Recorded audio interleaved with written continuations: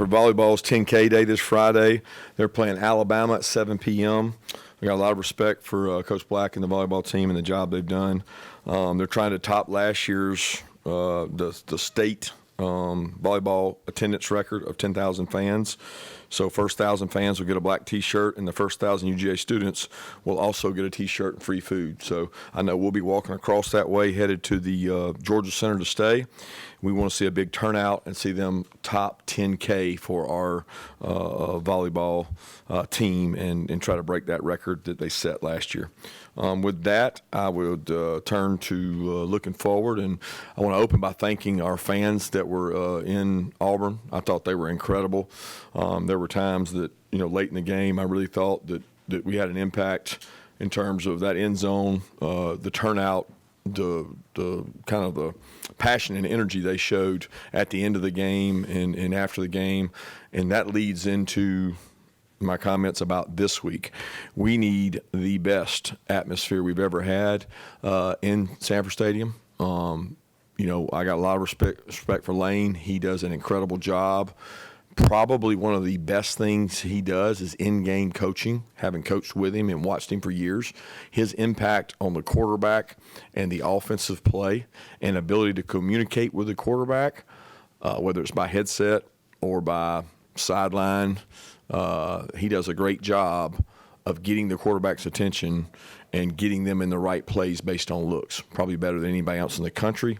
He and his staff do that. I won't give him all the credit, but he does an unbelievable job, and we need to make that extremely difficult. So the issue and the challenge has been issued for our fan base to be extremely difficult for them to communicate and do things offensively that they do, especially at home, and sometimes on the road when it's not the right environment. With that, I'll open it up. Yeah, Coach, you mentioned the quarterback's playing really, really well, obviously. What have you seen the impact that his legs have created on their running game in particular? He's an explosive nature. Yeah, you said it. He's explosive, right? He's quick, he's fast, he's tough. He's got great lower body, great instincts. There's a difference in being a fast guy and being a runner. He patient behind blocks, quick when he needs to be. Some guys can only run perimeter runs well. Some can only run internal well. He runs both. He does a great job in the draw game. He sets up blocks, and he's a good passer. But They should get the greatest award there is for finding this guy and having the department within. I don't know who scouted it, who found him, but he is a really good football player that they went out and got and did a tremendous job. Coach, if I'm not mistaken, Arnold was maybe the first true dual threat that you'd seen this season with such a young team. How valuable is it that now you've had that exposure to a dangerous runner going into a game like this? Is there some similarities there? Yeah, I don't know. I can't figure out. I can't go back and think about the guys we've had. Some of those teams had a couple guys that could run the ball well. He certainly was a physical downhill runner, but it's a combination of things, right? Really good, excellent wide receivers on the perimeter. Really big physical offensive line, because sometimes you have a runner like him and maybe you're playing somebody that doesn't have the same offensive line. You have an extremely physical offensive line, a lot of sideways perimeter runs packaged together with the quarterback runs. And look, Ole Miss has all those same plays. I mean, you turn on the tape, they're tremendous offensively, and there's not a run that Auburn runs that they can't run, and they have a lot of the same weapons that Auburn does on the perimeter. So what Jackson did was really good. Really, they had a good plan, and we got to find ways to stop it. What have been your impressions of Kejuan Lacey and then really just the Ole Miss run game as a whole? Extremely, he becomes more effective because of the quarterback. He becomes more effective because of the tempo. They use tempo. They're able to go really fast. They wear people down. You get lots of snaps against them, and we've had a lot of practice getting lots of snaps, that's for sure, defensively. But they get lots of snaps, and they wear you down, and he's a good back. He's vertical, sideways, catches the ball, explosive, really good player. Kirby, how's Chauncey Bowens' health, his calf, lower leg, stuff like that? We didn't see him play a whole lot this past Saturday. Yeah, he was. It was a deal going to the game. We felt like he was going to be able to go. It bothered him some, but it bothered him some last week. But it never got to the point that he wasn't going to be able to play.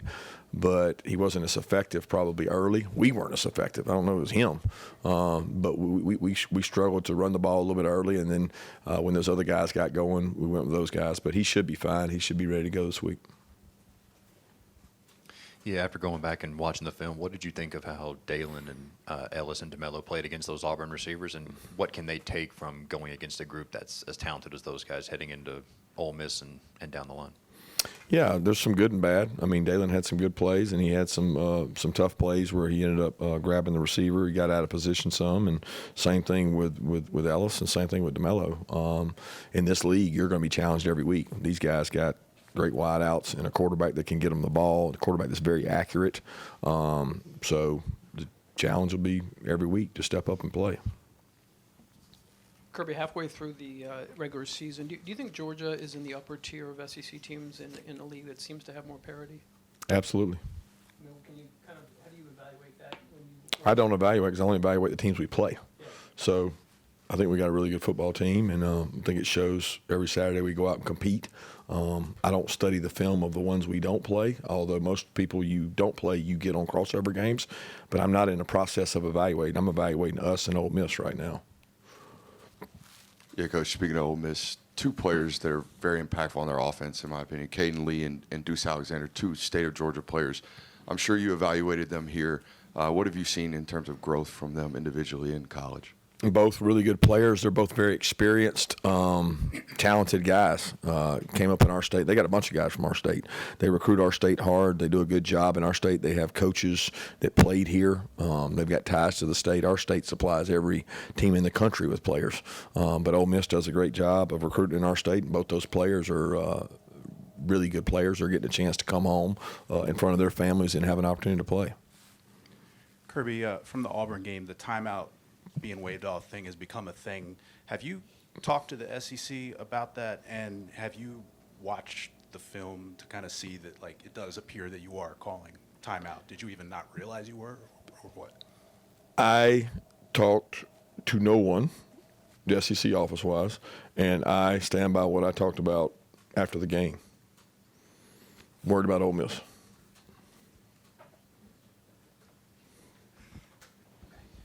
Yeah, 2 straight weeks where you guys have been able to punch out and force a fumble there, and obviously it's not a new technique, but how has an emphasis on that changed, and what does teaching that technique look like to see it be successful for you guys?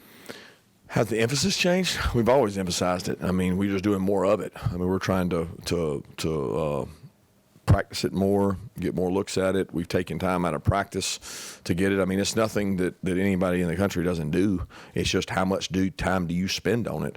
We've tried to take cut-ups of every play in a game that we miss an opportunity to take a shot at the ball and show that. And then we also flip it around, or our defensive staff flips it around, and they show where we did take the opportunity to it's a compilation of clips. So you're getting all these small clips of shots on ball, hitting the ball, and just trying to do something different so maybe we get a different result. Kirby, to your left, you opened things up by talking about Lane's in-game adjustments. What is he doing specifically with his quarterback? How do they morph from maybe what's going on at the beginning and kind of evaluate and continue throughout and to improve throughout a game?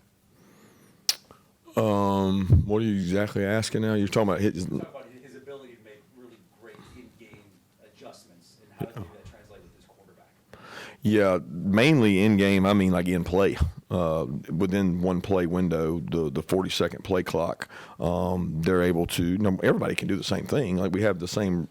They're quick to the line, so they allow their quarterback. They can talk to their quarterback down to 15 seconds in terms of communication. Then 15 and below, he's on his own. But a lot of their snaps are above 15 seconds, so they're able to communicate to him, looks, talk to him, see what's going on.